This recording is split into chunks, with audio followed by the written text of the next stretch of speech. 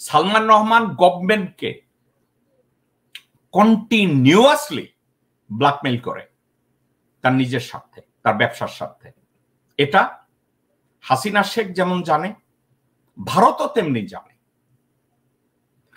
Salman Rahman 24 hours Hasina বাংলাদেশকে যেভাবে শোষণ করে, সালমান রহমানের কথা হইতেছে তুমি একা চাইটা খাবা আর আমার ভাগ থাকবে না, এটা হবে না। সে হাসিনাকে এবং এই আওয়ামী লীগকে ব্ল্যাকমেইল করার জন্য, লেবু চেপার জন্য তারা কি করে জানেন? সালমান রহমান ধরেন সে অর্থমন্ত্রীকে বলে আমার 1000 কোটি টাকা লাগবে। অর্থমন্ত্রী বলে এটা কোথা থেকে দেব, এটা তো প্রধানমন্ত্রী রাজি হবে না।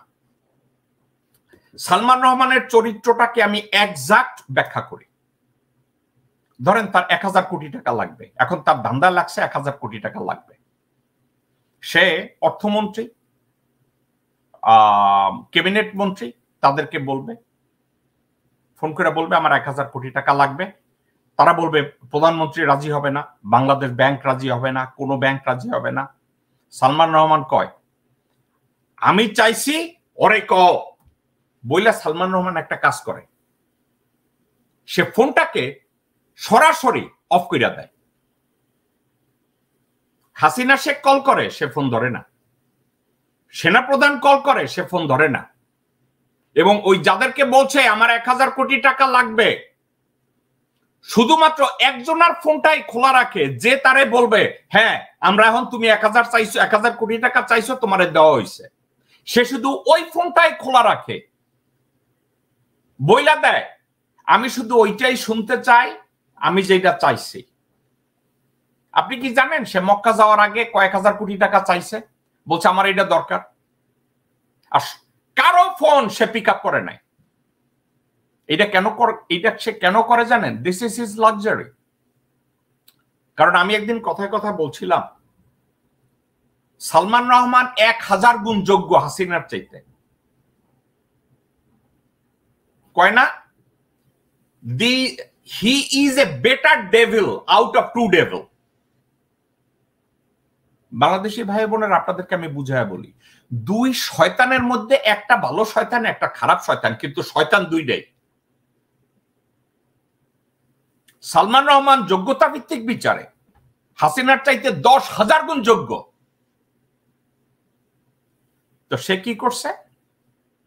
সরকারকে আলটিমেটাম দেয় আমার 5000 কোটি টাকা লাগবে, তোমরা কোথা থেকে দিবা এটা তোমরা জানো। বইলা সে সবার সাথে ফোন ব্লক করে দেয় এবং ও একটা ফোনই শুধু খোলা রাখে, যে ফোন করে কইব ওকে আপনি যা চাইছেন আপনারে দেওয়া হইল। এখন এইটা কিন্তু হাসিনা শেখ জানে যে সালমান রহমান যা চায় সেটা না দিয়া উপায় নাই। এই জন্য হাসিনা শেখ এখন ফ্যাগাট আরাফাত অর্থাৎ তার ছেলের বকরা ছেলের পরামর্শে এই আরাফাতকে বিশ্বস্ত মনে করে, সালমান রহমানরাও একা কোথাও পাঠায় না, লগে আবার একটু লেজুর বাজায় দেয়। সে যদি ওইখানে সালমান রহমান যদি আবার কোনো ষড়যন্ত্র করে, ওইটার জন্য আইসা তার কাছে বলতে পারে। আমি জানি না আপনার 2টা প্রশ্নের উত্তর আমি দিছি কিনা। ওখানে আরাফাত কেন যাবে? আরাফাত এই 2 কারণে যাবে।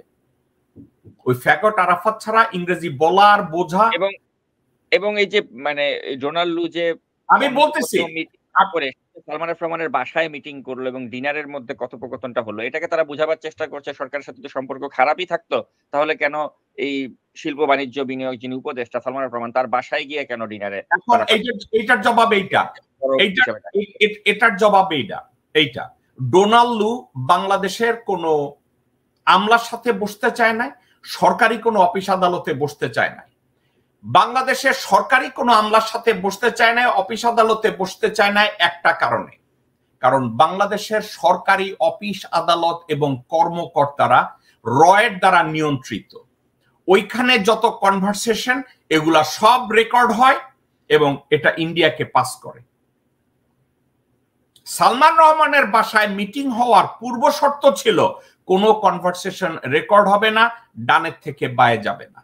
এবং সালমান রহমান নিজে এটা অ্যাসিওর করায় মিটিংটা সালমান রহমানের বাসায় হয়েছে। এবং এই সালমান রহমানের বাসায় ডোনাল্ড লুর মিটিং এর কোনো কৃতিত্ব হাসিনারও নাই, আরাফাতেরও নাই, আওয়ামী লীগেরও নাই, এবং সরকারের তো নাই।